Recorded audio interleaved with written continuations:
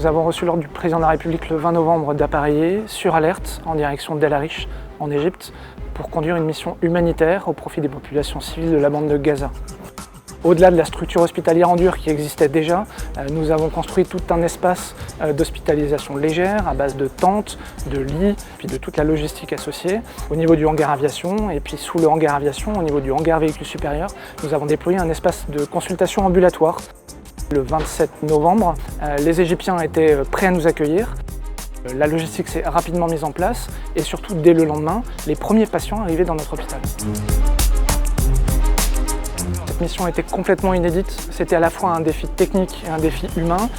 Technique dans la mesure où c'est la première fois qu'on déploie ce type d'infrastructure médico-chirurgicale de cette ampleur sur un porte-hélicoptère amphibie. Elle était humaine également parce qu'il a fallu agréger des renforts civils issus du ministère de l'Intérieur et des Outre-mer, issus du ministère de la Santé et de la Prévention, qui sont venus renforcer les équipes de médecins militaires.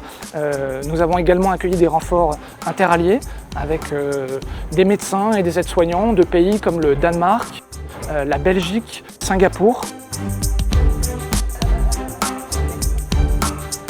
Fort d'une très belle expérience humanitaire qui nous a permis au quotidien, pendant ces près de 60 jours d'opération, d'accueillir des patients, patients souvent blessés lourdement, à la fois d'un point de vue psychique, mais surtout d'un point de vue physique, avec beaucoup de polytraumatisés.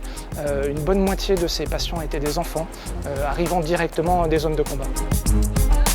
Il a fallu s'adapter à la typologie des patients, à leurs habitudes, à leurs besoins, en mettant en place une nourriture adaptée, un soutien psychologique également adapté, avec la présence à bord d'un aumônier du culte musulman, de personnel arabisant, qui était là également pour faire le lien avec le personnel français et puis leur apporter ce soutien psychologique extrêmement important dont ils avaient besoin au quotidien.